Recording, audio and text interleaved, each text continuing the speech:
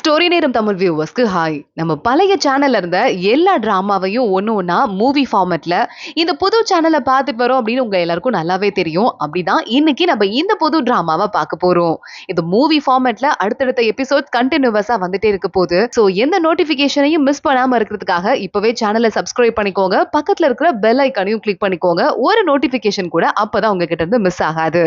இந்த பார்ட்ஸ் பார்க்கறது உங்களுக்கு எல்லாருக்கும் ரொம்ப பிடிக்கும் அப்படின்னு நினைக்கிறேன். இப்போ டைரக்டா எபிசோட்குள்ள போயிடலாம். லாஸ்ட் எபிசோட்ல அந்த புது பொண்ணு யூன்ஜி வந்ததுக்கு அப்புறமா யான்யா அப்பயும் ஷெண்டுக்கும் எனக்கும் சம்மந்தமே இல்லைங்கிற மாதிரி பேசிட்டு இருந்தா. ஷெண்டு கோவமா இருந்தா. அதோட தான் முடிஞ்சது.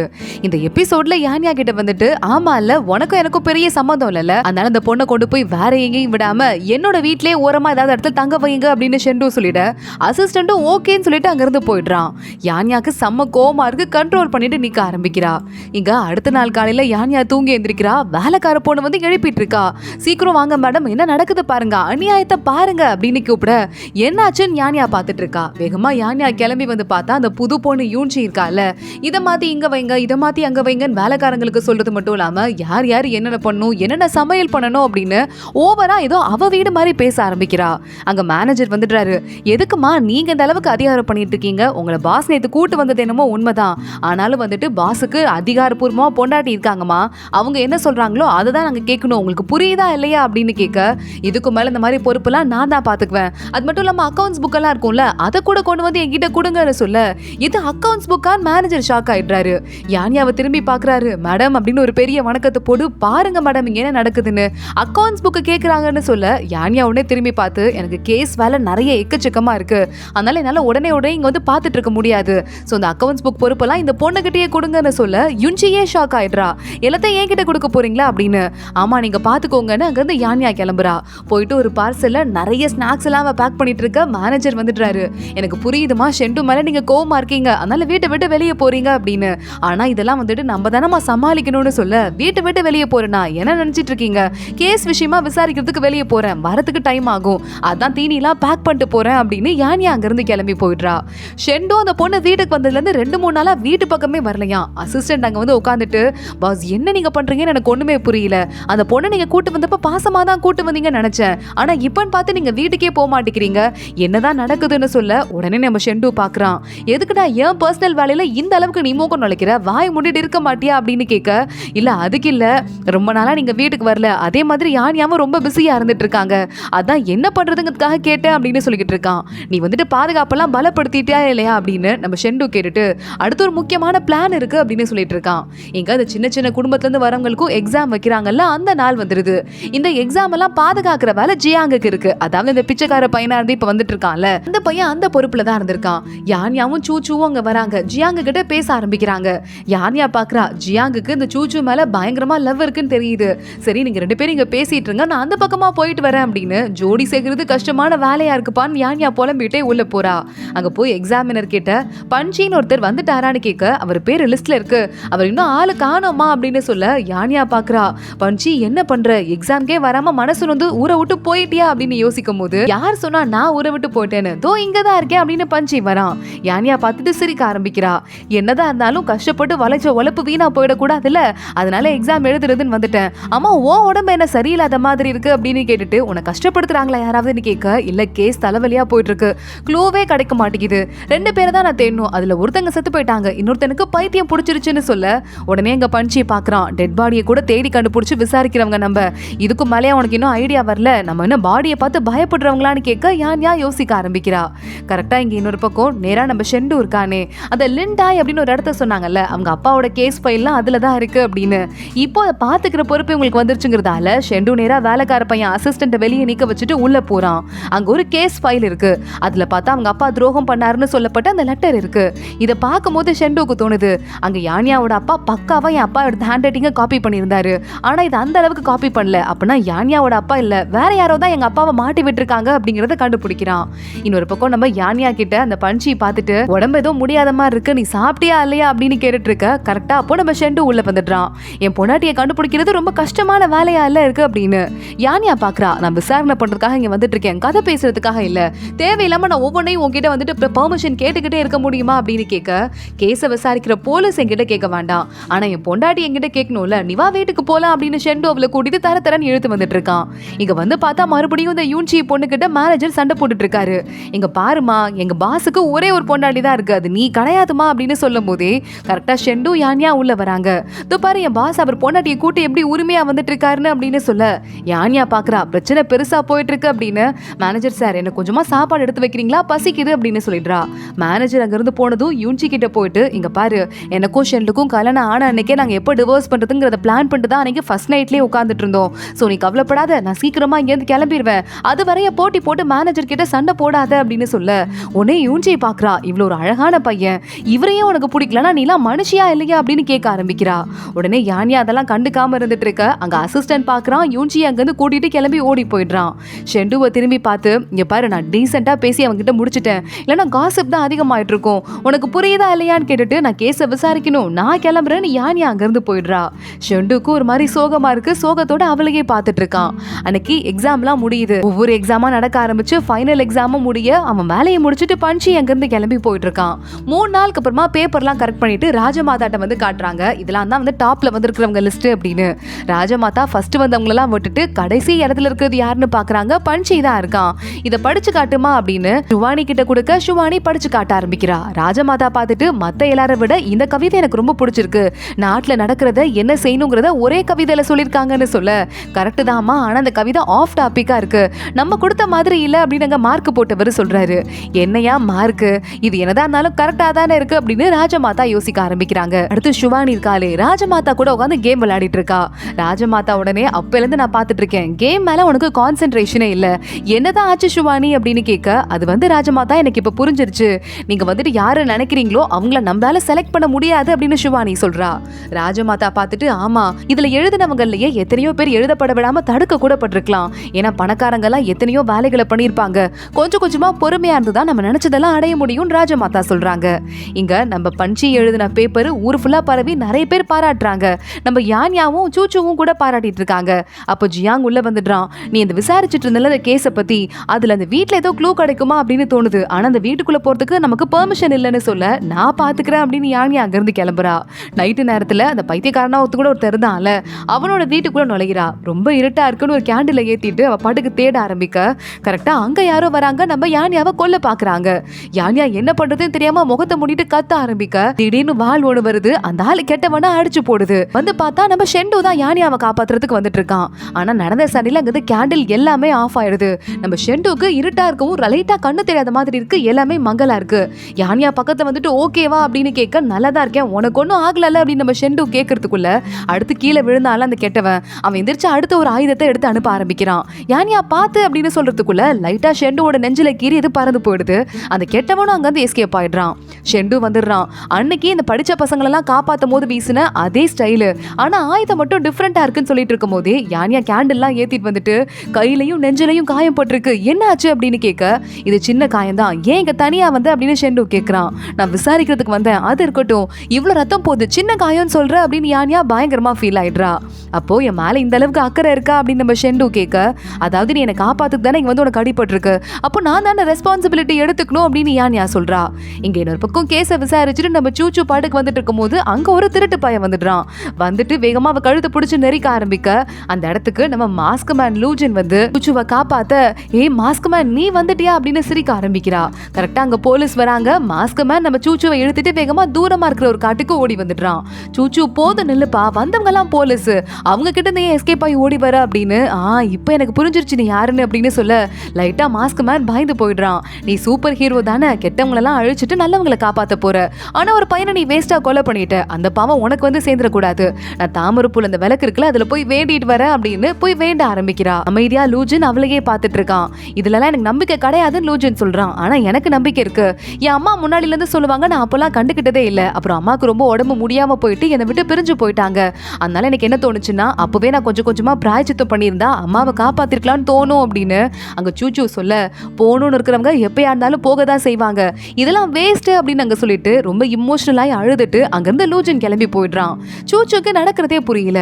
இங்க பார்த்தா நம்ம ஷெண்டுவை பாக்குறதுக்கு அசிஸ்டன்ட் வரான். உங்களை அட்டாக் பண்ண ட்ரை பண்ணவனா நாங்க பிடிச்சிட்டோம், ஆனா அதுக்குள்ள தற்கொலை பண்ணிட்டு அவன் இறந்து போயிட்டான்னு சொல்ல அவங்க யாரும் நம்மளை கண்டுபிடிக்க விட மாட்டாங்க, கொஞ்சம் கஷ்டம் தான் அப்படின்னு ஷெண்டு சொல்லிட்டு இருக்கான். நான் போய் டாக்டரை கூட்டிட்டு வரவான்னு அசிஸ்டன்ட் கேட்க, சின்ன காயம் தான் டாக்டர் வேணான்னு சொன்னேன்ல அப்படின்னு ஷெண்டு கத்த ஆரம்பிக்க, டாக்டர் டாக்டர் வேணான்னு யார் சொல்ல முடியும் அப்படின்னு யான்யா மருந்தெல்லாம் எடுத்துட்டு வேகமா உள்ள வந்துட்டு இருக்கா. அசிஸ்டன்ட் அங்கிருந்து வெளியே போயிட யான்யா உட்காந்து மருந்து போட ஆரம்பிக்கிறா. கொஞ்சம் கொஞ்சமா மருந்து போட்டுட்டு இருக்கும் போதே பயங்கர எமோஷனலா ஷெண்டு பார்த்துட்டு ரொம்ப அவசரப்படுற மாதிரி இருக்கு, எங்கேயாவது போகணுமா அப்படின்னு கேட்க, இல்ல இங்க வெளியே போகணும், ஒரு கேஸ் விஷயமா விசாரிக்கணும், அதுக்காக தான் போயிட்டு ஆஃபீஸ்க்கு போயிட்டு எல்லா ஆதாரத்தையும் எடுத்து வைக்கணும், மருந்து போட்டு விட்டு போவேன் அப்படின்னு கையில இருக்கிற காயத்துக்கு அடுத்து மருந்து போட ஆரம்பிக்கிறா. ஷெண்டு கேட்கறான், எனக்கு இன்னைக்கு அடிபட்டிருக்குல, இன்னைக்கு ஒரு நாளாவது என் கூட இருக்க கூடாதா, இன்னைக்கு கூட போகணுமா அப்படின்னு கேட்க யான்யாக்கு என்ன சொல்றதுன்னு தெரியல. அது வந்து அப்படின்னு பார்த்துட்டு இருக்கா. இன்னொன்னு எனக்கு மருந்தே போட வேண்டாம், இங்க இருந்து கிளம்பு அப்படின்னு ஷெண்டு சொல்ல, சரிப்பா குழந்தை மாதிரி அடம் பிடிச்சிட்டே இருக்காத, நான் போல மருந்தை போட்டுக்கோ அப்படின்னு யான்யா மருந்து போட்டு விட்டுட்டு இருக்கா. ஷெண்டு கொஞ்சம் கொஞ்சமா அவளுக்கு முத்தம் கொடுக்குற மாதிரி பக்கத்துல வந்துட்டு இருக்கா. யான்யாவும் கண்ணை மூடிட்டு ரெடி ஆயிடுறா. ஆனா கரெக்டா ஷெண்டுவோட காயத்திலே நம்ம யான்யா கை வச்சிட்றா போல. அதனால ஷெண்டு கண்ணு முழிச்சிட்றான். நீ என் காயத்தை இன்னமும் பெருசாக்கிட்டு இருக்க அப்படின்னு சொல்லிட்டு யான்யாவும் சுயநினைவுக்கு வந்துட்டு வேகமா ஒரு கட்டு போட்டு விட்டுட்டு, இனிமே அவனுக்கு கழட்டு போகாது, பாதுகாப்பா இருக்கும் அப்படின்னு சொல்லிட்டு விறுவிறு நேரா கிளம்பி ஓடி போயிட்டு அவ பெட்ல படுத்து இழுத்து போத்திட்டு தூங்க ஆரம்பிக்கிறா. அவளுக்கு ஒரு மாதிரி படப்படப்பா இருக்கு.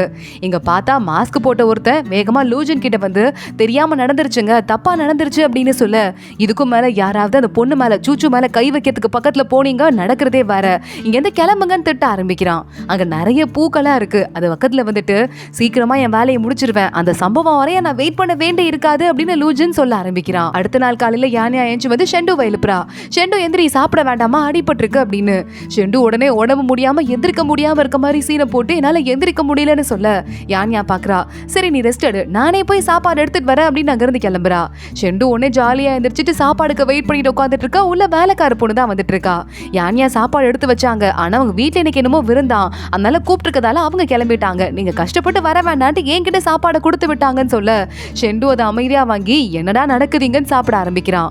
கரெக்டா அசிஸ்டன்ட் வேற அப்ப உள்ள வரான். உள்ள நேரா வரவன், என்னாச்சுடா அப்படின்னு ஷெண்டு கத்த ஆரம்பிக்க, உங்க மச்சா இருக்கானே அதான் அந்த ஹன்னு, நான் அவ கல்யாணம் பண்ணிக்க போறவன், அவன் சாதாரணப்பட்ட ஆள் கிடையாது அப்படின்னு சொல்லிக்கிட்டு இருக்கான். இங்க பார்த்தா அந்த ஹன்னுக்கும் நான்யாக்கும் என்கேஜ்மெண்ட் ஃபங்க்ஷன் மாதிரி வச்சுதான் விருந்தே வச்சுட்டு இருக்காங்க. அங்க நம்ம யான்யாவும் வந்துடுறா. எல்லாரும் சேர்ந்து ஜாலியா சாப்பிடுறாங்க. ஏமா மாப்பிள்ள வரலையான்னு கேட்டுட்டு இருக்க, இல்லம்மா அவருக்கு லைட்டா உடம்பு சரியில்லை அப்படின்னு யான்யா சொல்லிக்கிட்டு இருக்கா. அந்த நேரம் பார்த்து மாப்பிள்ள வந்துட்டாரு அப்படின்னு தகவல் வருது. யான்யா பாக்குறா, எப்போ வந்தாலும் பின்னாடியே வந்துடுறானேப்பா அப்படின்னு. ரெண்டு நேரா உள்ள வரா. அவனோட கண்ணு நேரா ஹன்னு கிட்டதான் போகுது, வேற யாரையும் பார்க்காம. வாங்க வாங்க விருந்துக்கு வாங்க அப்படின்னு மாமனார் கூப்பிட, சாருக்கு இப்ப மட்டும் உடம்பு நல்லா இருக்காக்கும் அப்படின்னு யான்யா நக்கலா கேட்க ஆரம்பிக்கிறா. ஆனா ஷெண்டு குறுகுறுன்னு ஹன்னையே பாக்குறதோட தான் இந்த எபிசோட் முடியுது. லாஸ்ட் எபிசோட்ல நம்ம ஷெண்டுவும் யான்யாவோட வீட்டுக்கு விருந்துக்கு வந்திருந்தான். அந்த சீனோட தான் முடிஞ்சுது. இந்த எபிசோட் ஸ்டார்டிங்லயே ஒட்டுமொத்த குடும்பமா வெளியே ஒன்னா டேபிள் போட்டு உட்காந்துட்டு நிலாவை பார்த்துட்டு அந்த அழகை ரசிச்சுட்டே சாப்பிட ஆரம்பிக்கிறாங்க. யான்யா நேரா ஷெண்டு காத்துக்கிட்டு போயிட்டு எதுக்கு இங்க வந்தேன்னு கேட்க, ஷெண்டு அவளை லைட்டா முறைச்சு பார்த்துட்டு இருக்கான். ஏன் இங்க வரக்கூடாதாமா அப்படின்னு. ஷெண்டுவோட ஆளுங்க இன்னும் லைட் எல்லாம் கொண்டு வந்து வைக்க யான்யா கிட்ட அக்கா கேக்குறா, எதுக்கடி இவ்ளோ லைட்டு அப்படின்னு. இதுவே கம்மி, எங்க வீட்டுல வந்து பாரு அப்படின்னு நம்ம யான்யா சொல்லிக்கிட்டு இருக்கா. எல்லாரும் பார்த்து பேசிட்டு இருக்கும் போதே நம்ம ஷெண்டு நேரா அதை லான பாக்குறான். பார்த்துட்டு நம்ம சில கேள்வி எல்லாம் கேட்க ஆரம்பிக்கிறான். ஆமா உங்களுக்குன்னு சொல்லிட்டு யாருமே இல்லையா, கல்யாணம் நடக்க போகுதுன்னு சொல்றீங்க, யாருமே வரலையேன்னு கேட்க, அம்மா அப்பா இறந்து போயிட்டாங்க, அதனால தாங்க கல்யாணம் பண்ணதுக்கு அப்புறம் நம்ம நான்யாவோட குடும்பம் தான் என்னோட குடும்பம் அப்படின்னு பேச ஆரம்பிக்கிறான். அம்மா அப்பா இறந்து போயிட்டாங்க, அப்ப கூட அண்ணன் தம்பின்னு யாராவது இருப்பாங்கல்ல, அவங்க கூட இல்லையா அப்படின்னு மறுபடியும் நம்ம ஷெண்டு கேட்க, லான் உடனே என்ன பண்றது அப்படின்னு யோசனை ஆயிருது. இல்லங்க யார் கூட நான் ரொம்ப நாளா கான்டாக்ட்ல இல்லங்கிறதால எல்லாரும் நான் மறந்துருப்பாங்க, சோ தேவையில்லாம எதுக்கு அப்படின்னு சொல்ல, இங்க பாருங்க நான் ஒண்ணுதான் சொல்லுவேன் அப்படின்னு ஷெண்டு பார்த்து, உங்க பொண்ணை உண்மையாவே லவ் பண்ணி கல்யாணம் பண்றீங்கன்னா அந்த பொண்ணுக்கு உங்க வாழ்க்கையை பத்தி தெரிஞ்சுக்கிறதுக்கு எல்லா உரிமையும் இருக்கு, அதை மட்டும் மறந்துடாதீங்க, மறைச்சிடாதீங்க, ஏமாத்திராதீங்கன்னு சொல்ல ஒட்டுமொத்தமா எல்லாரும் சைலண்ட் ஆயிடுறாங்க. இவர் விருந்துக்கு வந்த மாதிரி இல்ல, விசாரிக்க வந்த மாதிரி இல்ல இருக்கு அப்படின்னு. உடனே நம்ம யானியா திரும்பி பார்த்து, நம்ம ரெண்டு பேருக்குள்ள அந்த ஃபார்மாலிட்டி எல்லாம் பார்த்தா கல்யாணம் ஆச்சு, நம்மளே ஒன்னா இருக்கோம், அவங்க ரெண்டு பேரும் லவ் பண்ணி கல்யாணம் பண்ணிக்கிறாங்க, அவங்களுக்கு என்ன வரப்போகுது அப்படின்னு கேட்டுட்டு இருக்கா. ஆளுக்கு கொஞ்சம் கொஞ்சமா சரிங்க நாங்க தூங்க போறோம்னு டின்னர் டேபிள்ல இருந்து எல்லாரும் கிளம்பி போயிடுறாங்க. இந்த லானையும் கூப்பிட்டுட்டு வா போலாம் அப்படின்னு நானியாவும் அங்க இருந்து கிளம்பிடுறா. ஏண்டா விருந்துக்கு வந்து அத்தனை பேரையும் தெரிச்சு ஓட விட்டுருக்க அப்படின்னு யானியா கேட்க, அந்த பையனை பத்தி சில விஷயத்த நானே சொல்லக்கூடாது, அவனே சொல்லணும், அதனால தான் வெயிட் பண்ணிக்கிட்டு இருக்கேன் அப்படின்னு ஷெண்டு சொல்றான். நீ கிழிச்ச அப்படின்னு சொல்லும் போதே, நீங்க ரெண்டு பேரும் தங்குறதுக்கு சார் ஒரு ரூமை ரெடி பண்ணிட்டாரு, வந்து தூங்குங்கன்னு சொல்ல உடனே நம்ம ஷெண்டு பாக்குறான். டக்குன்னு யானியாவை தூக்கிடுறான். என்ன நீ வீட்டுக்கு கிளம்ப சொல்லுவேன்னு தெரியும், ஆனா உங்க அப்பா எனக்காக வெயிட் பண்ணிட்டு இருக்காரு, நாளைக்கு காலை நீ மட்டும் இருந்தனா என்னை பத்தி என்ன தப்பா நினைக்க மாட்டாரு, வா உள்ள போலாம், அதுவும் இல்லாம நம்ம ரெண்டு பேரும் எவ்வளவு க்ளோஸா இருக்கோம்னு எல்லாருக்கும் தெரியணும்னு சொல்லிட்டு யானியாவை தூக்கிட்டு அங்க இருந்து கிளம்பி போயிட்டு இருக்கான். ரூம்குள்ள பார்த்தா அவங்க ரூம் மாதிரி 2 பெட் செட்டப் இல்ல, நீ போய் டேபிள்ல படுத்துக்கோன்னு யானியா சொல்லிக்கிட்டு இருக்கா. ஷெண்டு பாக்குறான், கனவுல தான் நடக்கும், நேரா போய் பெட்ல உட்காந்துக்கிறான். யானியா உடனே டேபிள் எடுத்துட்டு, என்னோட நல்ல ஸ்ட்ராங் தூங்காதானே இருக்கான், அவன் டேபிள்ல உட்காந்துக்கிட்டா என்ன அப்படின்னு இவ டேபிள்ல போய் படுத்துட்டு நான் தூங்குறேன்னு தூங்க ஆரம்பிக்க ஷெண்டு பாட்டுக்கு படுத்துக்கிறான். யான்யாக்கு முதுகெல்லாம் ஒரே வலியா இருக்கு, டேபிள் ரொம்ப ஹார்டா இருக்கனால. ஷெண்டு சொல்லிக்கிட்டு இருக்கான், இப்ப கூட பெட்ல பாதி இடம் காலியா தான் இருக்கு, நீ வரதுனா வரலான்னு சொன்ன. யான்யா பாக்குறா, வேக வேகமா எந்திரிச்சு ஓடி போயிட்டு நடுவுல ஒரு பெட்ஷீட் ஒன்று போட்டுட்டு இதான் உனக்கும் எனக்கும் இல்ல, 2 பேரும் இதுலயே தூங்கலாம் அப்படின்னு ஆளுக்கு ஒரு டைரக்ஷன்ல தூங்க ஆரம்பிக்கிறாங்க. கொஞ்ச நேரத்துக்கு அப்புறம் 2 பேரும் அட் அ டைம்ல ஒன்னா திரும்ப ஒருத்தங்க கண்ணை திறந்து பாத்துக்கிறாங்க. அதுலயும் நம்ம ஷெண்டு யான்யாவை குறு நிமிர்ந்து பார்க்க ஆரம்பிக்கிறான். யான்யா பாக்குறா, இது சரிப்பட்டு வராது, வெளியே போய் நட்சத்திரத்தை பார்த்துட்டு அதோட கம்பெனிலேயே நான் உட்காந்துக்கிறேன்னு பெட்ஷீட்டோட வெளியே ஓடி போயிடுறா. கரெக்டா இவ கதவை திறக்கிறதால ஷெண்டுவோட ரூம்ல இருந்து எல்லா கேண்டலும் அணைஞ்சு போயிருது. ஷெண்டு அமைதியா வெளியே வரான். ஏன் நீ வெளியே வர அப்படின்னு யான்யா கேட்க ஷெண்டுக்கு யான்யா பாதி தான் கண்ணுக்கு தெரியுறா. உடனே ஒரு மாதிரி சமாளிச்சுட்டு அதுவா கேண்டல்லாம் அணைஞ்சு போச்சு, வெளிச்சம் இல்லைன்னா எனக்கு தூக்கம் வராதுன்னு உனக்கு தெரியாதா அப்படின்னு கேக்குறான். வெளிச்சம் வச்சுட்டு யாராவது தூங்குவாங்களா, அறிவு கட்டவனே, நான் தான் நிலாவை பார்த்துட்டு இருக்கேன்னு தெரியுதுல, போய் வேலையை பாரு அப்படின்னு யான்யா சொல்ல ஷெண்டு கொஞ்சமா தடுமாறி நடந்து வந்துட்டு இருக்கான். யான்யாக்கு அப்போதான் புரியுது, எப்பவுமே ஷெண்டு வீடு ஃபுல்லா வந்துட்டு ஸ்ட்ராங்கா இருக்கும் வெளிச்சம், அதுக்கு இதுதான் காரணமா, ஷெண்டுக்கு சரியா கண்ணு தெரியலையா அப்படின்னு யோசிக்கிறா. ஷெண்டு தடி மாறி ஸ்டெப்ஸ்ல இறங்கி பக்கத்துல உட்காரலான்னு வரான். பக்கத்துல இந்த விளக்கும் காத்துல அணைஞ்சு போயிருது. ஷெண்டு பார்த்துட்டே இருக்கான். யான்யாவும் குறுன்னு பார்த்துட்டு இருக்கா. வந்து சேர்லயே நல்லா நங்கு நடிச்சு காலும் வலிக்க ஆரம்பிச்சிருது. ஐயோ இப்படி நடக்குதுன்னு ஷெண்டு அவனையே திட்டிட்டு பக்கத்துல உட்கார யான்யா செக் பண்ணி பார்க்கணும்ட்டு வானத்துல எவ்வளவு நட்சத்திரம் இருக்கு, சூப்பரா இருக்குல்ல அப்படின்னு பார்க்க ஆரம்பிக்கிறா. ஆனா வானம் மேக மூட்டத்துல கருகும்னு இருக்கு. ஷெண்டு பார்த்துட்டு ஆமா நட்சத்திரம் அழகா இருக்குல்ல, இந்த நட்சத்திர கூட்டத்துக்கு பேர் என்ன தெரியுமா, இதுக்கு பேர் என்ன தெரியுமான்னு ஒவ்வொன்றை பத்தியும் சொல்ல ஆரம்பிக்கிறான்.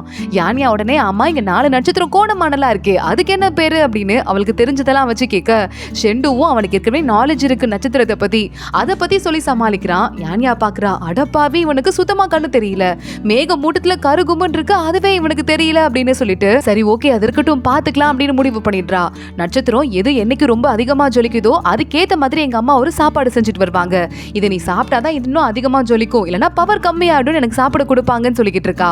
இது கேட்டதுமே நம்ம ஷெண்டுக்கு பழைய ஞாபகம் ஒன்று வருது. நம்ம ஷெண்டு ஜெயில இருக்கும் போது யான்யா இதே மாதிரி வந்து இந்த சாப்பாடு சாப்பிட்டாதான் எனக்கு நட்சத்திரம் ஜொலிக்குமா அப்படின்னு சொல்லியிருக்கா. அதை பத்தி யோசிச்சு பார்த்துட்டு இது அவதானா அப்படின்னு நம்ம ஷெண்டு யோசிக்க ஆரம்பிக்கிறான். யான்யா முகத்தை தொட்டு பார்த்துட்டு இது அவளா இருக்குமோ அப்படின்னு யோசிச்சுட்டே இருக்க யான்யா பாக்குறா. ஹே ஃப்ராடு என்ன பண்ணிட்டு இருக்க அப்படின்னு கேட்க ஆரம்பிக்கிறா. ஷெண்டுக்கு மனசுக்குள்ள ஒரே குழப்பமா இருக்கு, கேட்கலாமா வேண்டாமான்னு தெரியல. அப்படியே 2 பேரும் படுத்து தூங்கிடுறாங்க. அடுத்த நாள் காலையில ஆகுது. நம்ம ஷெண்டு தான் முதல்ல எந்திரிக்கிறான். கையை கூட எடுக்க முடியாத அளவுக்கு ஷெண்டுவோட ஒரு கையை நல்லா வாகா பிடிச்சிட்டு யான்யா அது மேல தலைவாணி மாதிரி வச்சு படுத்து தூங்கிக்கிட்டு இருக்கா. ஷெண்டு அவளே குறுன்னு பார்க்கும்போது யாரோ ஒருத்தங்க சார் அப்படின்னு கூப்பிட்டு உள்ள வராங்க. யான்யா அதுக்குள்ள ஏஞ்சிட்றா. இவன் கையில நம்ம படுத்துட்டு இருக்கோமா அப்படின்னு பார்த்துட்டு நம்ம ஷெண்டுவையே ஒரு நிமிஷம் குறுன்னு பார்க்க அந்த லான் இருக்காருல அவர் கூப்பிடுறாரு. அவர் ஃபேமிலி பத்தி ஏதோ ஒரு முக்கியமான விஷயம் சொல்லணுமா, உங்களை கூப்பிடுறாருன்னு சொல்ல யான்யா வேகமா தோ வர அப்படின்னு ஏஞ்சுக்கிறா. கால் நல்லா புடிச்சுக்குச்சு போல அவளுக்கு பயங்கரமா வலிக்க ஆரம்பிக்குது. ஷெண்டு இவ்வளவு நக்கலா பார்க்க ஆரம்பிக்கிறான்.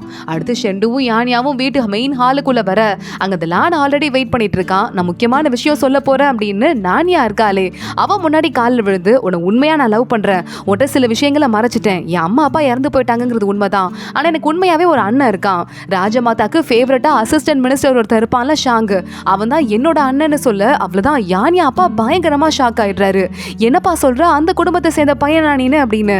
ஆமாங்க, இந்த இளவரசி இருக்காளே அவளுக்கு பிடிச்ச மாதிரி ஆம்பளைங்களெல்லாம் கூப்பிட்டு அவ அரண்மனையிலே வச்சுக்குவா செட்டப்பா, அதே மாதிரி என்னையும் கூப்பிட்டுக்கிட்டே இருந்தா. நான் யாருங்கிற விஷயம் அவளுக்கு தெரியும், அவகிட்ட இருந்து எத்தனையோ தடவை நோ சொல்லிட்டு நான் எஸ்கேப் ஆகி வந்ததால தான் இப்போ என்ன ஃபாலோ பண்ணிட்டே வரா, மற்றபடி எனக்கும் அவளுக்கும் சம்மந்தம் கிடையாது. ஆனா கேஸ்ல மாட்டி என்னோட ஒட்டுமொத்த குடும்பமே ஆபத்துக்குள்ளாயிடுச்சு. என் அக்கா அவனோட பிள்ளைங்கலாம் என் கண்ணு முன்னாடியே இறந்து போனாங்க. ஆனா என் அண்ணன் அதை காப்பாத்தவே இல்லைங்கிறதால நான் பயங்கரமா கடுப்பாயிட்டு என் அண்ணன் மூஞ்சில கூட முழிக்காம பேசுறது இல்ல, என் பேரை கூட மாத்திக்கிட்டேன்னு சொல்ல இப்பதான் நம்ம ஷெண்டுக்கு புரியுது. அப்பனா அந்த டைலரிங் கிளாஸ்ல இருந்தாங்களே ராஜ துரோகம் பண்ணிட்டாங்கன்னு இறந்து போனாங்கல்ல அது உன் அக்காவா அப்படின்னு கேட்க லான் உடனே ஆமா அப்படின்னு சொல்லிட்டு இருக்கான். எங்க அண்ணன் அவனுக்கு இருந்த கனெக்ஷன்லாம் யூஸ் பண்ணிட்டு எனக்கு மட்டும் உயிர் பிச்சை வாங்கி கொடுத்துட்டான், ஆனா என் அக்காவை ஏன் காப்பாத்தலன்னு எனக்கு தெரியலன்னு சொல்ல அதுக்கு ஏதாவது காரணம் இருந்திருக்கும்ல அப்படின்னு யான்யா கேட்கிறா. அப்படி ஈஸியா மறக்க முடியற மாதிரி காட்சியை நான் பார்க்கல, என் அக்கா ஒட்டுமொத்த குடும்பம் குட்டி குட்டி குழந்தைங்க எல்லாம் என் கண்ணு முன்னாடியே கொல்லப்பட்டாங்க அப்படின்னு நான் ஆள ஆரம்பிக்கிறான். ஷெண்டு உடனே பார்த்துட்டு அதுக்காக எதுக்கும் சம்மந்தமே இல்லைன்னு ஓடி ஒளிஞ்சு வாழ்றதெல்லாம் ஒரு வாழ்க்கையா, உன் குடும்பத்து மேல போலியா யாரோ பழிய போட்டு கொண்டுட்டாங்க அப்படின்னா அவங்களுக்கான உண்மையை கண்டுபிடிக்கிறதான உனக்கு கரெக்டான வேலையா இருக்கும் அப்படின்னு ஷெண்டு சொல்லிக்கிட்டு இருக்கான். ஏன்னா அவன் அதை தானே பண்ணிக்கிட்டு இருக்கான்.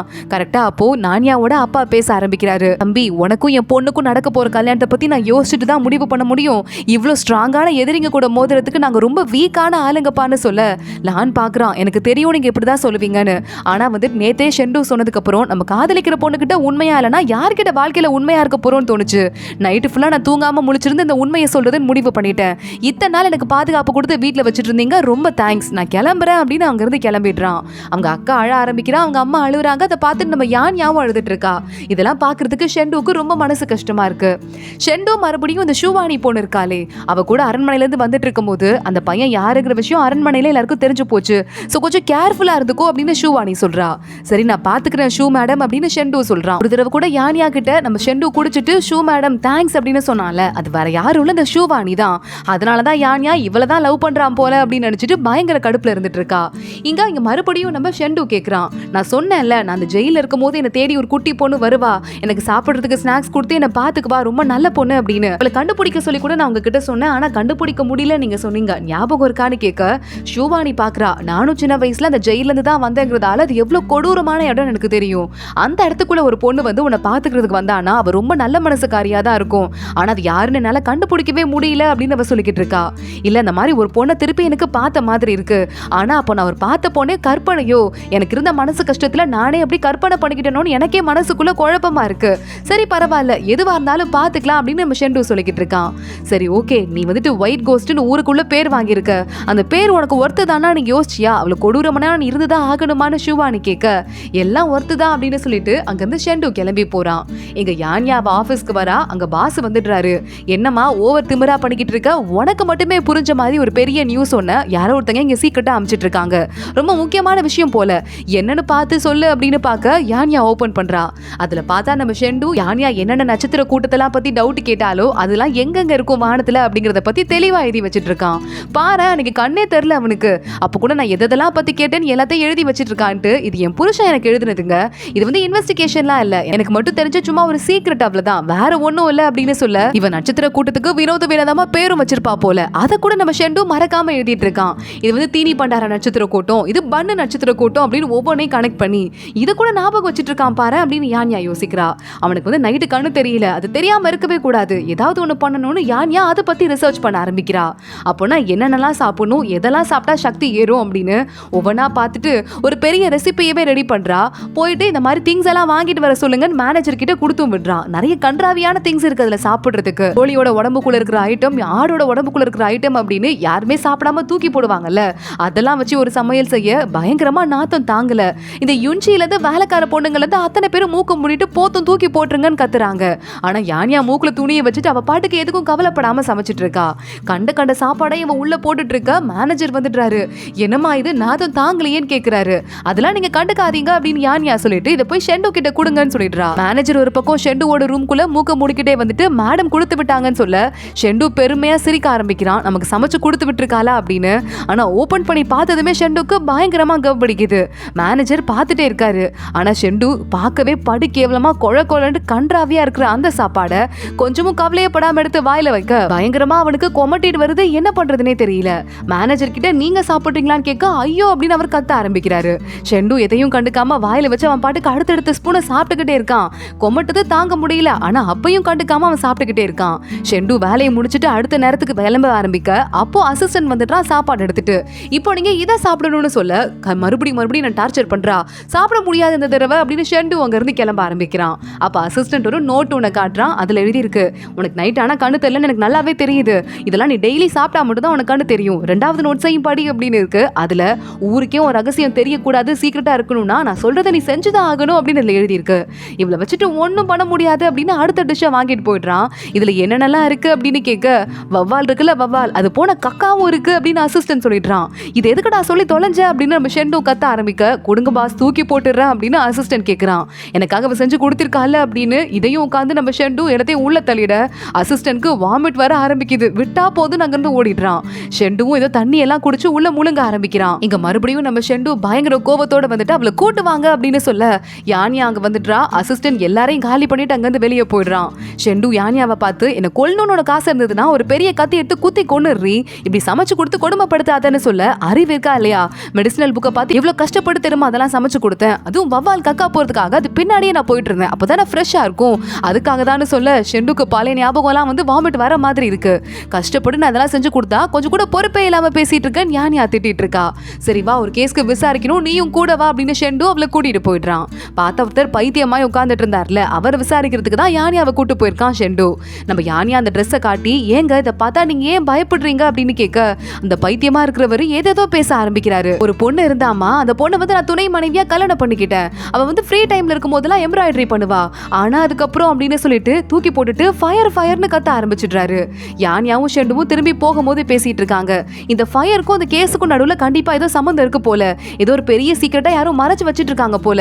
நான் இன்னைக்கே போய் அப்ளிகேஷன் போட்டு அந்த ஃபயர் ஆக்சிடென்ட் பத்தி ஏதாவது டீடைல்ஸ் கிடைக்குமான்னு பாக்குறேன்னு யானியா சொல்ல, சரி ஓகே அப்படின்னு ஷெண்டு சொல்லிக்கிட்டு இருக்கான். அப்பன்னு பார்த்து யாரோ வண்டியை குறுக்கால நிறுத்துறாங்க. யாரா அது அப்படின்னு நம்ம ஷெண்டு கத்த ஆரம்பிக்க, அப்பதான் அந்த லான் வந்துட்டு இருப்பான் போல, அக்காவோட புருஷன் இருக்கால அவன் பேசுறதுக்கு.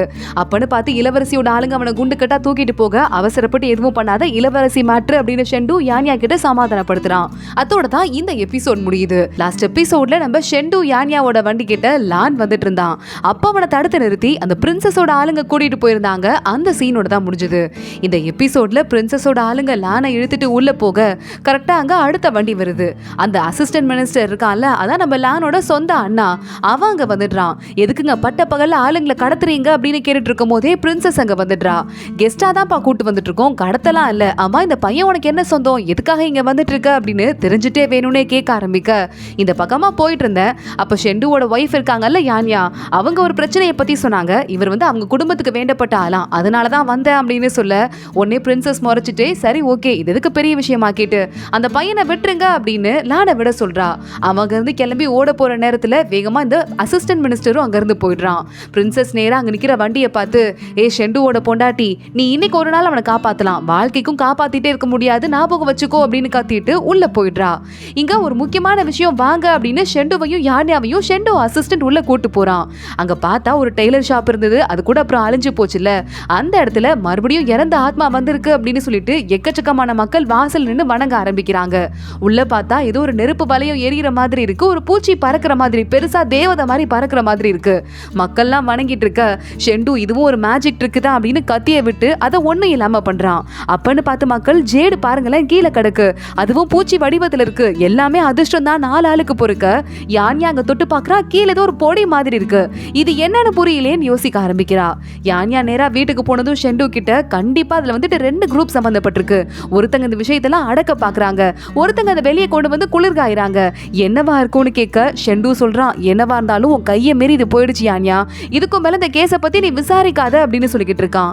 ஆளையும் மூஞ்சையும் பாரு, எவ்வளவு கஷ்டப்பட்டு உன்கிட்ட வந்து அட்வைஸ் கேட்கிறேன், அதெல்லாம் தெரியாது, நான் விசாரிச்சே தீருவேன், கெட்டவங்கள வெளியே கொண்டு வரணுங்கிறது தான் என்னோட ஐடியாவே அப்படின்னு யானியா அங்கிருந்து கிளம்பிடுறா. இவளை எப்படி கண்ட்ரோல் பண்றதுன்னு தெரியலையேன்னு ஷெண்டு யோசிச்சுட்டு இருக்க, அடுத்த நாள் காலையில யானியா யாருக்கும் தெரியாம வேகமா வெளியே வந்துட்டு ஷெண்டு எந்திரிக்கிறதுக்குள்ள கிளம்பி விசாரிக்க போயிடணும் அப்படின்னு வந்துட்டு இருக்கா. அப்பன்னு பார்த்து மேனேஜர் கூப்பிடுறாரு. மேனேஜர் அது வந்து ஒரு புது கடை ஓபன் பண்ணிருக்காங்களாம், காலை ஆளா போனாதான் துணி கிடைக்குமா, இல்லைன்னா தீந்து போயிருமா. சூச்சு கூப்பிட்டா நான் போறேன் அப்படின்னு அங்கிருந்து கிளம்ப, அடுத்து பார்த்தா மறுபடியும் நம்ம அசிஸ்டன்ட் வந்துடுறான். மேடம்னு கூப்பிட்டுட்டு, டேடி உனக்கு ஒரு விஷயம் தெரியுமா, புது துணி கடை திறந்திருக்காங்க, நான் அதே கதையை சொல்றா. அடுத்து பார்த்தா அந்த யூன்சி கேக்க சாப்பிடு அப்படின்னு கொடுக்க, அதே கதையை சொல்லிட்டு இருக்கும் போதே யானியாக்கு ஞாபகம் வந்துருது. அட பாவமே, நம்ம பொய் சொன்னாதான் ஒரே கதையை திரும்ப திரும்ப சொல்லுவோம், அந்த வேலைக்காரன் அப்படின்னு அங்கிருந்து மின்னல் வேகத்துல கிளம்ப, அந்த இடத்துக்கு ஷெண்டு வந்துடுறான். அடங்க மாட்டா இவ அப்படின்னு வேகமா அசிஸ்டன்ட்டை கூப்பிட்டு, அவ பின்னாடியே போய் ஃபாலோ பண்ணிட்டு போங்க, அவ நான் சொல்றத கேட்க மாட்டா அப்படின்னு சொல்ல அசிஸ்டன்ட்டும் அங்க இருந்து கிளம்பிடுறாரு. இங்க யானியா போறா. பைத்தியம் ஆயிட்டான்ல ஒரு பையன், அந்த பையனோட வேலைக்கார ஆளு இதே மாதிரி ஒரே கதையவே திரும்ப திரும்ப சொல்லிக்கிட்டு இருந்திருக்கான். இது சாப்பிட்டாரு, அது சாப்பிட்டாரு, அந்த லேடி சமைச்சு வச்சாங்க அப்படின்னு ஒரே கதையவே யாரோ சொல்றாங்கன்னா பொய்யாதான் இருக்குங்கிறதுக்காக தான் யானியா கண்டுபிடிக்கிறதுக்கு உள்ள போயிருக்கா. அந்த பைத்தியமா இருக்கிறவன் பயந்துட்டே அப்படியே கிடக்குறான்.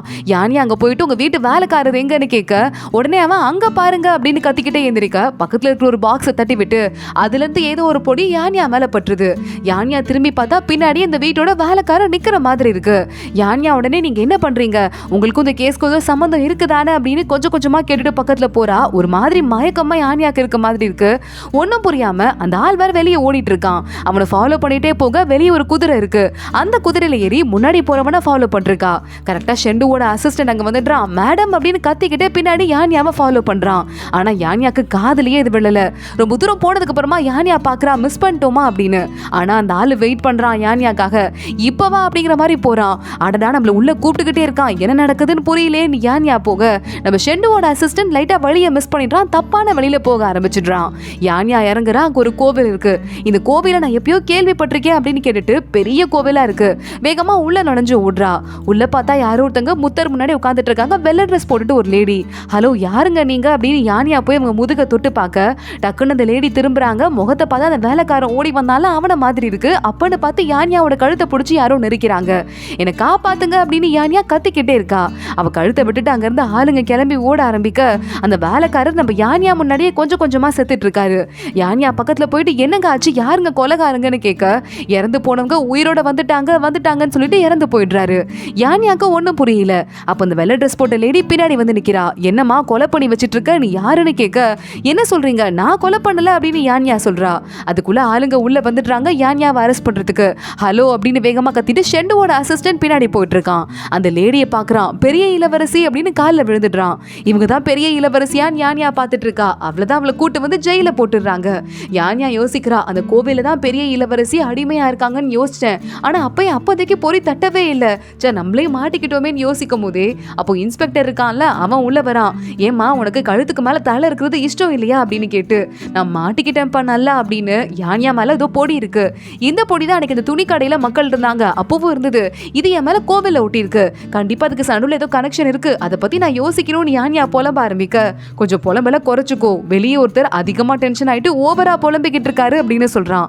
பார்த்தா நம்ம ஷெண்டு தான். என்ன நடந்துச்சுன்னு அசிஸ்டன்ட் கிட்ட எல்லாத்தையும் கேட்க நான் கூப்பிட்டுக்கிட்டே இருந்தேன். ஆனா அவங்க காதுல விழவே இல்லை. பைத்தியம் பிடிச்ச மாதிரி பின்னாடியே போனாங்க. அங்க போறதுக்குள்ள இந்த பெரிய இளவரசி வந்துட்டாங்க அப்படின்னு எல்லா விஷயத்தையும் சொல்ல சரி பார்க்கலாம் என் ஆளுங்க மேல கை வைக்கிறவங்க நிலைமை என்ன ஆக போது நான் காட்டுறேன் அப்படின்னு அங்கிருந்து ஷெண்டு போயிட்டு இருக்கான். இங்க வேகமா யானியாவை பாக்குறதுக்கு ஜூஜு உள்ள வரா. அப்பன்னு பார்த்து இன்ஸ்பெக்டர் வெளியே வந்துட்டு இப்பதான் அவ சாப்பிட்டுட்டு இருந்தா. ஒன்னும் பிரச்சனை இல்ல, டென்ஷன் ஆளா இல்ல, பாத்துக்கலாம்னு சொல்ல இதை விசாரிக்கணும் இல்லைன்னா யானியாக்கு ஏதாவது ஆபத்து வந்துட போகுது அப்படின்னு சூச்சு சொல்லிக்கிட்டு இருக்கா. கரெக்டா குரல் கேக்குது. அந்த இடத்துக்கு லூஜன் வரான். விசாரிக்கிறதுக்கு என்ன இருக்கு, பெரிய இளவரசியே பார்த்திருக்காங்க கொலை பண்ணத, நேரா போய் போட்டு தள்ளி முடிக்க வேண்டியதான். யானியா அவங்க கூட்டு வாங்க அப்படின்னு மிரட்ட ஆரம்பிக்க ஒரு நிமிஷம் இரு அப்படின்னு நம்ம ஷெண்டு வேகமா உள்ள வந்துடுறான். ஏன்பா நீதி நேர்மை நியாயம்லாம் பேசிக்கிட்டு இருக்க, அதெல்லாம் இப்ப கணக்குல இல்லையா? இன்னைக்கு நைட்டு நீ விசாரிக்க கூடாதுன்னு சொல்லிட்டு ஏற்கனவே உத்தரவு வந்திருக்கு. அதுவும் இல்லாம ராஜமாதா அந்த கேஸ்ல சம்மந்தப்பட்டிருக்காங்கிறதால ராஜமாதா கிட்டே பர்மிஷன் வாங்கிட்டு தான் வந்துட்டு இருக்கேன். இன்னைக்கு ஒரு நாள் நைட்டு நீ அவன் மேல கை வைக்க கூடாது, விசாரிக்க கூடாதுன்னு ஷெண்டு சொல்லிடுறான். வேகமா லூஜன் பக்கத்துல வந்துட்டு இன்னும் ஒரே ஒரு நைட்டு தான் இருக்கு, அதுக்குள்ள உன் பொண்டாட்டிய மனசுல நினைச்சுக்கோ, நாளைக்கு அவ பொணமா தான் இருக்க போறா அப்படின்னு சொல்ல உடனே வாயை மூடிட்டு போ அப்படின்னு நம்ம ஷெண்டு சொல்லிக்கிட்டு இருக்கான். லூஜன் அங்க இருந்து கிளம்பி போயிடுறான். அடுத்த நேரம் நம்ம ஷெண்டு கிளம்பி போயிட்டு இந்த டெட் பாடி இறந்து போயிட்டால வேலைக்கார பையன், அந்த ஆளோட டெட் பாடியை கொண்டு வந்துடுறாங்க. நேரா நம்ம யானியாவோட பாஸையும் கூட்டு வந்துடுறாங்க. இங்க பாரு இந்த ஆளோட காலை, உன் காலை காட்டு அப்படின்னு நம்ம ஷெண்டு அசிஸ்டண்ட்டை காட்ட அவன் கால் ஃபுல்லா ஒரே மண்ணா இருக்கு. ஏன்னா நாங்க போன இடம்லாம் ஒரே மண்ணா இருந்தது. ஆனா அந்த இறந்து போன வேலைக்காரன் கால மண்ணே இல்ல.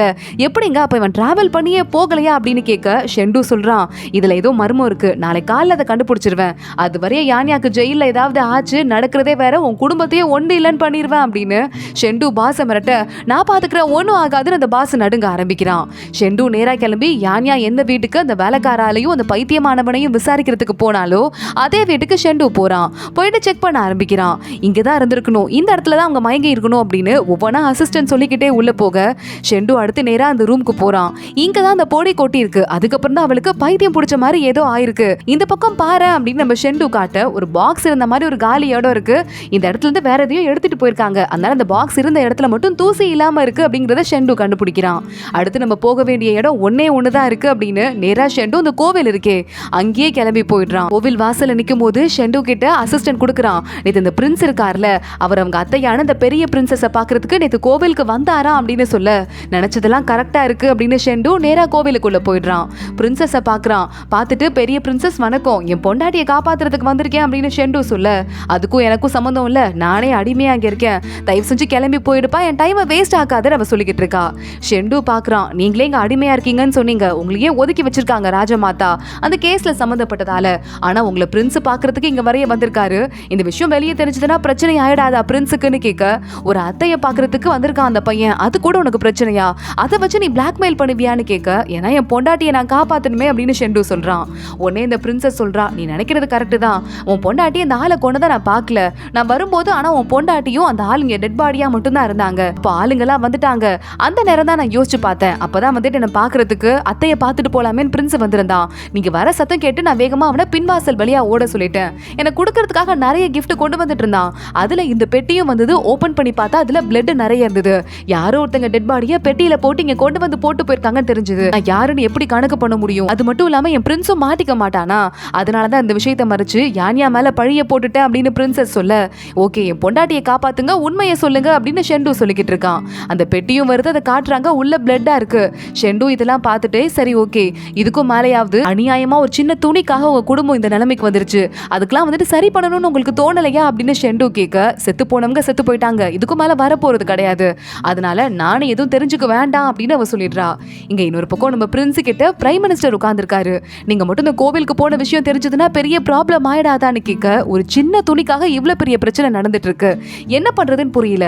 ஆனா ஷெண்டுக்கு நாங்க போனது நேரம் தெரிஞ்சிருக்கோம், ஆனா அப்பயும் அவன் சொல்லாம இருக்கான்னா ஏதோ பெருசா கால்குலேட் பண்ணிக்கிட்டு இருக்கான் அப்படின்னு பிரின்ஸ் சொல்லிக்கிட்டு இருக்காரு. இங்க பாவம் நம்ம யான்யாவோட பாஸ் வந்துட்டு ஒன்னும் பண்ணிடாதீங்கன்னு லூஜின் கிட்ட கெஞ்சிட்டு இருக்க, டைம் ஆச்சு, அந்த பொண்ணை கதையை முடிச்சு விடுங்கடான்னு லூஜின் சொல்லிடுறான். அங்க இன்ஸ்பெக்டர்ல இருந்து நம்ம ஜியாங்ல இருந்து அத்தனை பேரும் வால் எடுத்துட்டு நிக்கிறாங்க. நீ என்ன அவ்வளவு பெரிய ஆளாடா அப்படின்னு லூஜின் அந்த இன்ஸ்பெக்டர்ட்ட வந்து, உன்னையே ஷெண்டு தான் அரெஸ்ட் பண்ணான், இப்ப அவனுக்கா நீ ஹெல்ப் பண்றேன்னு கேட்டு அவன் கழுத்துல வாழை வச்சுட்ட. கரெக்டா அந்த நேரம்னு பார்த்து ஷெண்டு வந்துடுறான். போதும் யாரையும் கொல்ல வேண்டாம், ராஜமாதா உத்தரவு வந்திருக்குன்னு சொல்ல அத்தனை பேரும் காலில் விழுந்துடுறாங்க. இனிமே இந்த கேஸை கம்ப்ளீட்டா ஷெண்டுவே வாதாடட்டும், விசாரிக்கட்டும் அப்படின்னு ராஜமாதா உத்தரவு போட்டிருக்காங்க. லூஜின் பாக்குறான், இதுக்கும் மேல எனக்கு என்ன வேலை, ரொம்ப வேகமா செயல்பட்டுட்ட, அப்புறமா பாத்துக்கலாம் அப்படின்னு அங்கிருந்து கிளம்பி போயிடுறான். இங்க சூச்சு வெயிட் பண்ணிட்டு இருக்கா. யான்யாவை நம்ம ஷெண்டு ரிலீஸ் பண்ணி விட்டுறான்.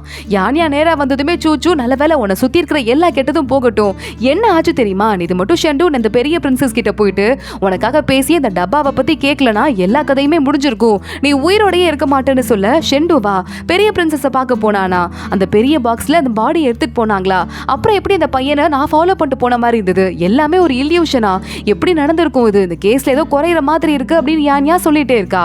கரெக்டா ஷெண்டு அவளை தேடி ஓடி வரான். யான்யா அப்படின்னு அவளை பார்த்துட்டு இருக்க, அவளை கூட்டு போறதுக்கு வந்துட்டு இருக்கீங்களான்னு சூச்சு கேக்குறா. யான்யா உடனே கூட்டு போறதா, அந்த கேஸே முக்கியமான கட்டத்துல இருக்கு, நான் விசாரிக்கிறதுக்கு போகணும்னு சொல்ல ஷெண்டு அவ கையை பிடிச்சிட்டு இழுத்துட்டு போறான். நீ விசாரிச்சதும் எல்லாம் கிழிச்சதும் போதும், வா வீட்டுக்கு போலாம் அப்படின்னு. ஹே என்ன சொல்லிட்டு இருக்க, இப்பன்னு பார்த்து என்ன வீட்டுக்கு எடுத்துட்டு போற, இதனால எவ்வளவு முக்கியமான விஷயம்லாம் கிராஸ் ஆகும் தெரியுமா, நான் விசாரிச்சே ஆகணும்னு யான்யா சொல்ல, நான் விசாரிக்கிறேன் பாத்துக்கிறேன், என் மேல வந்து பாரத்தை போட்டு நீ கொஞ்ச நேரம் கூலா இருக்கலாம்ல அப்படின்னு ஷெண்டு கேக்குறான். எதுக்கு, ராயல்ஸ் எல்லாம் சம்மந்தப்பட்டிருக்காங்க, ராஜ குடும்பம்லாம், அதனாலதான் என்ன சும்மா இருக்க சொன்னேன், உனக்கு ராஜ குடும்பத்தை எதுவும் சொல்லிடக்கூடாது அவ்வளவுதானே, அந்த மாதிரி ஒரு பயம் இருந்ததுன்னா ஒன்னும் கவலைப்படாத, உனக்கு வேலைக்கு எந்த ஆபத்தும் வராது, நான் டிவோர்ஸ் பேப்பர் இப்பயே கையெழுத்து போட்டு கொடுத்துடுறேன் ஓகேவா அப்படின்னு யான்யா கேக்குறா. சுத்தி இருக்கிற எல்லாரும் ஷாக் ஆயிட்டு இருக்க, அங்க பாக்குறான் ஷெண்டு கடுப்பாயிட்டு அங்கிருந்து கோவமா கிளம்பி போயிடுறான். ஏண்டி இப்படி பண்றேன்னு சூச்சு கேட்க, எனக்கு வேலை இருக்கு அப்படின்னு யான்யா நேரா கிளம்பி அந்த வேலைக்கார பாடியை அட்டாப்சி பண்றதுக்கு உள்ள போயிடுறா. பார்த்துட்டு இருக்கும் போதே இந்த காயத்துல எல்லாம் பாருங்களேன் ஒரு விதமான வாடை வருது, டெட் பாடி அழுகி போக கூடாதுங்கிறதுக்காக முன்னாடியே யாரோ மருந்து கொடுத்திருக்காங்க. அப்ப இந்த இடத்துக்கு நான் போறதுக்கு முன்னாடியே இந்த கொலை நடந்திருக்கு, ஆனாலும் எனக்கு வந்து இந்த இல்யூஷன் தெரிஞ்சிருக்குன்னா அதுக்கு என்ன காரணமா இருக்கும், எனக்கே புரிப்படாம இருக்கு. இந்த இடத்துல செத்து போனவங்க உயிரோட வரதுக்கு வாய்ப்பே இல்ல, ஆனா அப்படி வந்த மாதிரியே எல்லாத்தையும் ரெடி பண்றாங்க. அந்த சென்ஹோ இருக்காளே, அதான் 5 வருஷத்துக்கு முன்னாடி செத்து போனாலே, அந்த பொண்ணு வந்து இந்த ஆளுக்கு உயிர் கொடுத்த மாதிரி யாரும் செட்டப் பண்ணிருக்காங்கல்ல அப்படின்னு கேட்டுட்டு, சரி இதை இப்படியே விட்டா பத்தாது, அடுத்து நான் விசாரிக்க வேண்டிய இடம் ஒண்ணு இருக்கு அப்படின்னு நம்ம யான்யா அங்க இருந்து கிளம்புறா. அங்க டாக்குமெண்ட் ரூம் ஒண்ணு இருக்கு, அந்த ரூம்ல ஒருத்தன் ஜியா அவன் பேரு, அவன் இருந்துட்டு இருக்கான். அங்க 5 வருஷத்துக்கு முன்னாடி இந்த லேடி இறந்து போனால அந்த கேஸ் டாக்குமெண்ட்லாம் எனக்கு வேணும் ஜி அப்படின்னு யான்யா கேட்க, விளக்கு எடுத்துட்டு போய் அங்க போய் பாருங்க, கொஞ்சம் பார்த்து பத்திரமா நெருப்பு அடிச்சுக்கோங்க, எதையும் எரிச்சிடாதீங்கன்னு சொல்ல, கவலைப்படாதீங்க அப்படின்னு யான்யா சொல்றா. அந்த ஆள் அங்க இருந்து கிளம்புறான். இந்த வாசத்தை இதுக்கு முன்னாடியே எப்பயோ மோந்து பார்த்த மாதிரி இருக்கே அப்படின்னு யான்யா யோசிக்கிறா. கரெக்டா அந்த ஆள் வெளியே கிளம்பிட இன்னொரு பக்கம் நம்ம ஷெண்டுவை காட்டுறாங்க. படுத்துட்டே யான்யா இன்னும் வராததை யோசிச்சு பார்த்துட்டு ஒரு பிளாஷ்பேக்கு போயிடுறான். அவங்க அம்மா ரொம்ப உடம்பு முடியாம இருந்தப்போ நம்ம ஷெண்டு போயிட்டு இந்தம்மா இந்த பழத்தை சாப்பிடு அப்படின்னு கொடுக்கும்போது, அவங்க அப்பாவை திட்டி எழுத சொன்ன லெட்டர் அதை எழுதிட்டியாடான்னு கேட்க, அப்பா நல்லவர், அவர் ஏமான திட்டணும், நான் திட்ட மாட்டேன்னு ஷெண்டு சொல்லிக்கிட்டு இருக்கான். அவங்க அம்மா, இங்க பாரு நானே சாகிறதுக்கு கிடக்குறேன், இந்த குடும்ப பாரத்துல இருந்து வெளியே வந்து பெரிய பதவிக்கு வந்தா மட்டும்தான் நம்ம குடும்பத்துக்கு நடந்த அநியாயத்துக்குலாம் நீ ஒரு விளக்கம் கேட்க முடியும், இல்லைன்னா எதுவுமே இல்லாம ஆயிடும்டா, நம்ம குடும்பமே இத்தோடயே முடிச்சிரும், துரோகி குடும்பமே நம்மள நிலை நிறுத்திடுவாங்க, நான் செத்தாலும் பரவாயில்ல, இனிமே நான் அம்மானு கூப்பிடாத, இல்ல நான் அம்மானு கூப்பிடணும்னா அந்த லெட்டர் எழுதிட்டு வா அப்படின்னு ரொம்ப ஃபோர்ஸ் பண்ணிருக்காங்க. இதை யோசிச்சு பார்த்து நம்ம ஷெண்டு படுத்துட்டே அழுதுட்டு இருக்கான். அதோட தான் இந்த எபிசோட் முடியுது. நம்ம யான்யா ரொம்ப நேரமா ரிசர்ச் பண்ணி முடிச்சிட்டு வெளியே வரும்போது சூச்சு அவளுக்காக வெயிட் பண்ணிக்கிட்டு இருக்கா. ஏண்டி உனக்கு மனசாட்சின்னு இருக்கா இல்லையா, நைட்டு ஃபுல்லா வீட்டுக்கே போகாம இங்கே ரிசர்ச் பண்ணிட்டே உட்காந்துட்டு இருக்க, அந்த ஷெண்டு மட்டும் கரெக்ட் டைமுக்கு வந்து உனக்கு காப்பாத்தாட்டி நேரம் உன் தலையை வந்து உன் உடம்புலயே இருந்திருக்காது, புரிஞ்சுக்கோ, போய் சமாதானமா ஏதாவது பேசுன்னு சொல்ல, போடி இந்த பக்கம் அப்படின்னு யான்யா அங்கிருந்து கிளம்பிடுறா. இங்க இன்னொரு பக்கம் நம்ம ஷெண்டு தீவிரமா விசாரணையில இருக்கான். எப்படி கரெக்டா இறந்து போனவங்க மறுபடியும் வந்துட்டாங்கன்னு ஒரு பொருளை கிளம்ப ஆரம்பிக்குது, அந்த டெய்லர் கடைக்கு போய் எல்லாரும் வணங்குறாங்களே அப்படின்னு அவன் விசாரிச்சுட்டு இருக்கான். இங்க யான்யா எல்லாரும் கோவில் மாதிரி வந்து கும்பிடுறாங்க. அவங்க அம்மா அங்கதான் இருப்பாங்கன்னு தெரிஞ்சு நேரா வரா. அவங்க அம்மா அங்க இருக்காங்க. அவங்க அம்மாவை தர நிறுத்திட்டு வாமா வெளியே அப்படின்னு யான்யா வந்துட்டு அவங்க அம்மாவும் யான்யாவும் வெளியே வந்ததுமே நிறைய மிலிட்டரி ஆளுங்க உள்ள வராங்க. வந்துட்டு என்னங்க உங்களுக்குலாம் அறிவே கிடையாதா, இங்க போய் செத்து போனவங்க திரும்ப வந்துட்டாங்கன்னு பூஜை பண்ணிட்டு இருக்கீங்க அப்படின்னு எல்லாரையும் தரன்னு இழுத்துட்டு போயிட்டு சில பேர் ஜெயில போடுறாங்க, சில பேர் ரிலீஸ் பண்ணி விட்டுறாங்க.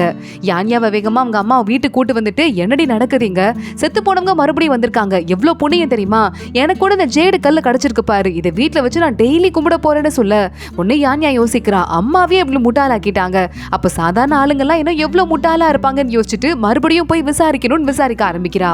அன்னைக்கு அந்த லைப்ரரியிலேயே படுத்து விசாரிக்கும் போது நல்லா தூங்கி போயிடுறா. என்ன உடம்பெல்லாம் எரியற மாதிரி இருக்கு அப்படின்னு யான்யா முழிச்சு பார்த்தா ஒட்டு மொத்தமா அந்த இடமே தீ பத்தி எரிஞ்சிட்டு இருக்கு. யான்யா பயந்து போயிடுறா. ஐயோ நெருப்புன்னு இவ ஒரு பக்கம் கத்த ஆரம்பிக்க வெளியே நிறைய பேர் தண்ணி கொண்டு வந்து அந்த இடத்த அணைக்கிறதுக்கு வேலையில ஈடுபட்டு இருக்காங்க. ஆனா அப்பன்னு பார்த்து ஷெண்டு அங்க வந்துடுறான். யான்யா உள்ளதான் இருக்கான்னு தெரிஞ்சு பக்கத்துல வரலான்னு பார்க்க எவனோ ஒருத்தங்க ஓடும் போது ஷெண்டு மேல இந்த பவுடர் மாய பொடி இருக்கும்ல அதை தடவிட்டு போயிடுறான். ஷெண்டுக்கு என்னடா ஒட்டுமொத்த இடமும் பத்தி எரியுது, எப்படி உள்ள போறதுன்னு யோசிச்சுட்டே முகத்தை மூடிட்டு அப்படியே உள்ள போயிடலாம் நினைக்கும் போது ஷெண்டு அப்படின்னு ஒரு குரல் கேக்குது. திரும்பி பார்த்தா யான்யா பின்னாடி வழியா தப்பிச்சு எஸ்கேப் ஆகி ஓடி வந்துட்டு இருக்கா. ஷெண்டுக்கு போன உயிரை இப்பதான் திரும்ப வருது. வேகமா வந்துட்டு யான்யா அப்படின்னு அவளை கட்டி பிடிச்சிக்க, நான் வந்துட்டேன் சாரி ஷெண்டு அப்படின்னு யான்யா அப்படியே அவனை கட்டி பிடிச்சிட்டே பேச ஆரம்பிக்கிறா. ஷெண்டு நிம்மதியா கட்டி பிடிச்சிட்டு அழ ஆரம்பிக்க யான்யா அவனை ஒரு தடவை பார்த்துட்டு பொத்துன்னு மயக்கம் போட்டு அவன் மேலேயே விழுந்துடுறா. சாரி அப்படின்னு சொல்லிட்டு ஷெண்டு உனக்கு ஒன்னும் ஆகல அப்படின்னு அவளை தூக்கிட்டு அங்கிருந்து கிளம்ப ஆரம்பிக்கிறான். யான்யா மறுபடியும் வீட்டுல கண்ணு முழிக்கிறா. ஷெண்டு பக்கத்துலயே உட்காந்துட்டு இருக்கான். நல்லா இருக்கியா அப்படின்னு கேட்க யான்யாக்கு ஒரு மாதிரி குற்ற உணர்ச்சியா இருக்கு. டிவோர்ஸ் பண்ணிடுறேன் அப்படின்னு சொல்லிட்டு ஓடினவ தானே, அதை பத்தி யோசிச்சு பார்த்துட்டு சாரி நான் உன்னை காப்பாத்துறதுக்கு மறுபடியும் வச்சுட்டேன், அது மட்டும் இல்லாம இன்னைக்கு கோவத்துல சில வார்த்தையெல்லாம் பேசியிருப்பேன், அதெல்லாம் நீ மனசுல வச்சுக்காத அப்படின்னு சொல்ல சரி ஓகே அப்படின்னு ஷெண்டு சொல்லிக்கிட்டு இருக்கான். யான்யா வேகமா எந்திரிக்கிறா. ஷெண்டு அவளை தூக்கி உட்கார வைக்க யார் அங்க இருக்கிற ஆதாரத்தெல்லாம் அழிக்கிறதுக்காக நெருப்பு வச்சிட்டு இருப்பாங்கன்னு யான்யா கேட்கிறா. உன்னை கொல்றதுக்காக கூட வச்சிட்டு இருக்கலாம், உன்ன மாதிரி ஒரு போல்டானால யாரும் பார்த்திருக்க மாட்டாங்கன்னு ஷெண்டு சொல்ல அவன் ட்ரெஸ்ல அந்த பவுடர் ஒட்டி இருக்கதை யான்யா பார்த்துடுறா. இவ பக்கத்துல போயிட்டே இருக்க ஷெண்டுக்கு ஒரு மாதிரி கூச்சமா இருக்கு. அம்மா நீ என்ன பண்ற அப்படின்னு கேட்டுட்டு இருக்கான். யான்யா வேகமா ஒரு சின்ன கத்தியையும் ஒரு பேப்பரையும் எடுத்து அந்த பவுடர்லாம் சுரண்டி எடுக்க ஆரம்பிக்கிறா. என்கிட்ட ஒரு ஆள் மோதுனா அப்ப இவன் மேல ஒட்டி விட்டுட்டான் அப்படின்னு சொல்லிட்டு ஷெண்டு யோசிச்சு பாக்குறான். யான்யாவை கட்டி பிடிச்சிட்டு இருக்கும் போது அந்த பக்கமா ஒரு லேடி போன மாதிரி இருக்கு. முகத்துல மாஸ்க் எல்லாம் போட்டு சிரிச்சுட்டே போன மாதிரி அவனுக்கு தோணி இருக்கு. அது ஏதோ ஹாலுசினேஷனா இருக்கும் போல அப்படின்னு சொல்லிட்டு அதை விட்டுட்டு வந்துட்டானா. இது என்ன புடின்னு தெரியல, என் மாஸ்டர் கிட்ட தான் கேட்கணும் அப்படின்னு யான்யா சொல்றா. ஷெண்டுவை பார்க்கறதுக்கு யான்யாவுக்கு ஒரு மாதிரி ஆக்வர்டா இருக்கு. ஷெண்டு பாக்குறான். உனக்கு என்ன ஆச்சு, உடம்பு சரியில்லையா அப்படின்னு தொட்டு பார்த்துட்டு எவ்வளவு டேஞ்சர்னு இப்பயாவது தெரியுதுல, ஒழுங்கா பாடு, ரெஸ்ட் எடு, நிறைய புகை மூக்குக்குள்ள போயிடுச்சு, கொஞ்ச நாளாவது ரெஸ்ட் எடு அப்படின்னு சொல்றான். ஆனா அடுத்த நாள் யான்யா நேரா மாஸ்டரை பார்க்க வந்துடுறா. மாஸ்டர் டீ குடிக்க தானே வந்தோம், எதுக்கு இவ்வளவு தூரம் வந்துட்டு இருக்கோம் நம்ம யான்யா கேட்க, ஏதாவது தூரமா அழகான இடத்துல வந்தா அம்மா குடிக்கிற டீயும் ருசியா இருக்கும், டீ போட்டிருக்கேன் அப்படியே அள்ளி வாயில ஊத்திராத கொதிக்குது அப்படின்னு மாஸ்டர் சொல்றாரு. மாஸ்டர் இது என்ன பொடி நீங்க கண்டுபிடிக்கணும் அப்படின்னு கொடுக்க மாஸ்டர் வேகமா அதை நெருப்புல எரிச்சு பார்த்து இதை மோந்து பாத்துறாத அப்படின்னு சொல்றாரு. தங்கு தடையமே இல்லாம எரிஞ்சு போயிருது. ஆனா எரியறதுக்கு காரணமாவும் இருக்கு.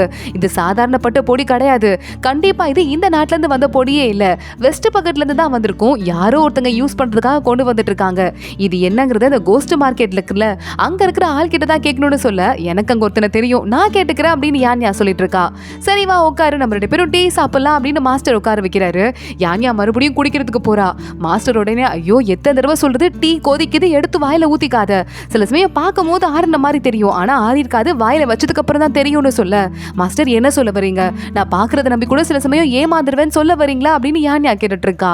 ஆமா பாக்குறதெல்லாம் உண்மையா இருக்காதுன்னு மாஸ்டர் சொல்ல இந்த பொடியை வேணும்னே என் கண்ணில் படுற மாதிரி சிலர் வச்சுட்டு போறாங்க, அவங்க வந்து நான் கண்டுபிடிக்கணும்னு நினைக்கிறாங்க போல, ஆனா நான் நினைச்சிட்டு இருக்கேன் நானா தான் கண்டுபிடிக்கிறேன்னு, நீங்க சொல்றது கரெக்டா தான் இருக்கும் மாஸ்டர் அப்படின்னு சொல்லிட்டு வர வர எல்லாமே கஷ்டமா இருக்கு, புரிஞ்சுக்கவே முடியலன்னு யான்யா நம்ம ஷெண்டுவை நினைச்சு சொல்றா. மாஸ்டருக்கு இது புரிஞ்சிருது. சிரிச்சுட்டே ஆமா ஆமா காதலும் அதே மாதிரி தான் சொல்ல, இல்ல நான் கேஸை பத்தி தான் சொன்னேன் அப்படின்னு யான்யா வெக்கப்பட்டுட்டே சிரிச்சுட்டே சொல்றா. சரி ஓகே இப்ப வெக்கப்படாம டீயை குடின்னு மாஸ்டர் சொல்றாரு. ரெண்டு பேரும் டீயை குடிச்சிட்டு இருக்காங்க. இங்க அந்த எரிஞ்சு போச்சுல, அடுத்த நாள் அது எரிச்சதுக்கு அப்புறமா அந்த இடத்த சுத்தம் பண்ணிட்டு இருக்க அந்த ஜீன் ஒருத்தர் இருப்பானே அவனும் சுத்தம் பண்றான். நம்ம யான்யா உள்ள போலாம் ட்ரை பண்ணும்போது சூச்சு அங்க வந்துடுறா. எங்கடி உள்ள போற, நீ போனனாலதான் துரதிருஷ்டத்தால இந்த இடம் எரிஞ்சு போச்சுன்னு பெரிய பாச சொல்லிக்கிட்டு இருக்காரு, நீ உள்ள போனா உன்னை வச்சு செய்வாங்க, இங்க இருந்து போகாதன்னு சொல்லிட்டு அம்மா நான் கேள்விப்பட்டேன் ஷெண்டு உன்னை தூக்கிட்டு போனாராமா, ஊரே பார்த்துச்சாமா அப்படின்னு கேட்க மயங்கி விழுந்தவங்கள தரையில போட்டு இழுத்துட்டா போவாங்க அப்படின்னு யான்யா கேட்கிறா. பரவாயில்ல பரவாயில்ல எனக்கு தெரியுதோ முகமே ஜொலிக்க ஆரம்பிச்சிருச்சு, இதுக்கு பேதான் காதல் க்ளோ போல அப்படின்னு சூச்சு கேட்க, நீ கொஞ்ச நேரம் வாயை மூடிட்டுரு, நான் இப்பெல்லாம் வந்துட்டு லைட் ஆஃப் பண்ணாமலே படுத்து தூங்குறேன்டி, எனக்கு இப்பதான் தெரியுது ஷெண்டு கூட படுத்து தூங்கி தூங்கி அதுவே பழகி போயிடுச்சுன்னு சொல்லிட்டு இருக்க சூச்சு காதை முடிக்கிறா. ஓ ரொமான்ஸ் கதையெல்லாம் எனக்கு வேணாம் அப்படின்னு. எனக்கு இந்த சீரிஸ் ரொம்பவே பிடிச்சிருக்கும் அப்படின்னு நினைக்கிறேன். இப்ப அதே மாதிரி அடுத்தடுத்து பார்ட்ஸும் அதே மாதிரி அடுத்தடுத்து புது மூவி ஃபார்மட்ல எல்லா சீரிஸும் வரப்போகுது.